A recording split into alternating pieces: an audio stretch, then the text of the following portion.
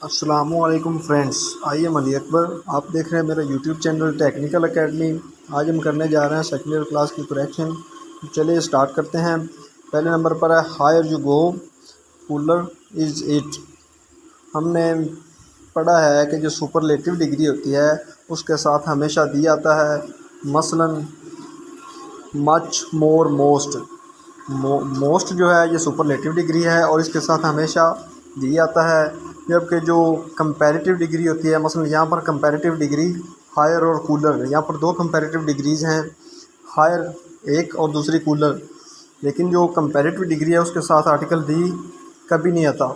कुछ फ़िक्रे ऐसे होते हैं जिनमें हायर हायर यानी कंपैरेटिव डिग्री जो होती है उसके साथ आर्टिकल दी आता है। जैसा कि यहाँ पर अगर सिंगल कंपैरेटिव डिग्री का इस्तेमाल हो तो वहाँ पर आर्टिकल दी नहीं आएगा। लेकिन अगर कंपैरेटिव डिग्री का किसी फ़िक्रे में डबल इस्तेमाल हो तो फिर वो दोनों के साथ आर्टिकल दी आएगा। इसलिए इसका जो करेक्ट आंसर आएगा, the higher you go, the higher you go, the cooler is it. Next दूसरे नंबर पर है no sooner do I reached the station the train started. No sooner के बाद हमेशा डिड आता है और जहाँ पर डिड इस्तेमाल हो जाए तो डिड के बाद वर्ब की फर्स्ट फॉर्म आती है। यहाँ पर नो सूनर के बाद डू है, इसलिए हम नो सूनर के बाद डू की जगह पर डिड लगा देंगे। और आगे जो रीच की थर्ड फॉर्म है उसे हम जब डिड इस्तेमाल करेंगे तो आगे रीच्ड की फर्स्ट फॉर्म लगा देंगे रीच। और जब नो सूनर फ़िक्रे के शुरू में हो, मतलब दो हिस्से होंगे फ़िक्रे के, नो सूनर के बाद पहले नंबर पर आपने डिड लगाना है और अगर थर्ड फॉर्म हो तो उसे फर्स्ट फॉर्म बना देना है। और जो दूसरा फ़िक्रा शुरू होगा नो सूनर वाला एक फ़िक्रा हो जाएगा और दूसरा फ़िक्रा जो शुरू होगा उसे हमेशा देन से शुरू करेंगे। इसका करेक्ट आंसर आएगा नो सूनर डू की जगह पर डिड लगा देंगे। No sooner did I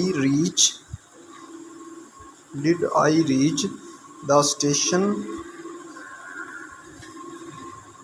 know sooner did I reach the station. और दूसरे फ़िक्रे में दूसरा फ़िक्रा दैन के साथ स्टार्ट करेंगे। Than the train started, than the train started. ठीक है फ्रेंड्स, आगे है तीसरे नंबर पर द रिच हेट पोर्स। कुछ अल्फाज ऐसे होते हैं जिनकी जमा बनाने के लिए हम एस की बजाय आर्टिकल दी लगाते हैं। मसलन रिच, पोर, यंग, ओल्ड, सिक, ब्लाइंड। ये 6 अल्फाज ऐसे हैं जिनकी जमा बनाने के लिए आर्टिकल दी लगाते हैं हम। ठीक है, दी रिच, यहाँ पर रिच के साथ दी लगा हुआ है, इसके लिए ये ठीक है। और आगे है हेट पोर्स। पोर की जमा बनाने के लिए हमने आर्टिकल दी लगाना है, एस नहीं लगाना। इसलिए इस फिक्र में जो मिस्टेक है वो पोर के साथ एस लगा हुआ है, क्योंकि करीब एक से ज़्यादा हैं, लेकिन पोर के साथ हम आर्टिकल दी लगाएंगे। इसका करेक्ट आंसर आएगा the rich hate the poors, hate the पोर।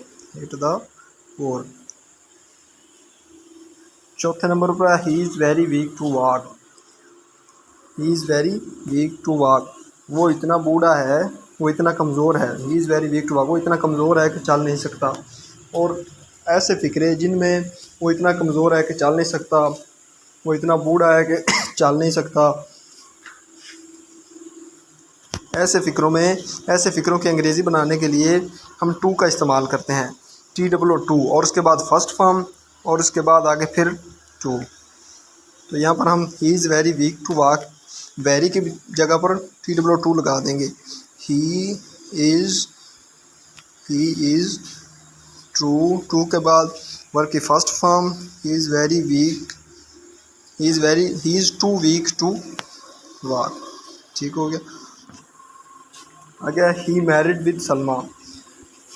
कुछ वर्ड ऐसे होते हैं जो अपने पहले ख़ास प्रपोजिशन लेते हैं और कुछ वर्ड ऐसे होते हैं जो अपने बाद कोई प्रेपोजिशन नहीं लेते। मसलन हमने पहले पढ़ा था कि कुछ अल्फाज ऐसे होते हैं जिनसे पहले जिनकी जमा बनाने के लिए ऐसे एस की बजाय हम आर्टिकल दी लगा देते हैं। मसलन रिच, पोर, यंग, ओल्ड, सिक, ब्लाइंड वगैरह। बिल्कुल इसी तरह कुछ अल्फाज ऐसे होते हैं जिनके बाद कोई प्रेपोजिशन नहीं आती। मसलन यहाँ पर मैरिड आए 4 अल्फाज ऐसे हैं जो अपने बाद कोई प्रेपोजिशन नहीं लेते। नंबर 1 लव, हेट, मैरी और रीच। लव, हेट, मैरी और रीच, ये 4 अल्फाज ऐसे हैं जो अपने बाद कोई प्रेपोजिशन नहीं लेते। यहाँ पर he married with Salma, Mary के बाद प्रेपोजिशन विद आई हुई है तो हम इसे हटा देंगे और ये करेक्ट हो जाएगा। He married Salma, he married Salma. ठीक हो गया। 4 अल्फाज ऐसे हैं जो अपने बाद कोई प्रेपोजिशन नहीं लेते। Love, hate, marry, reach.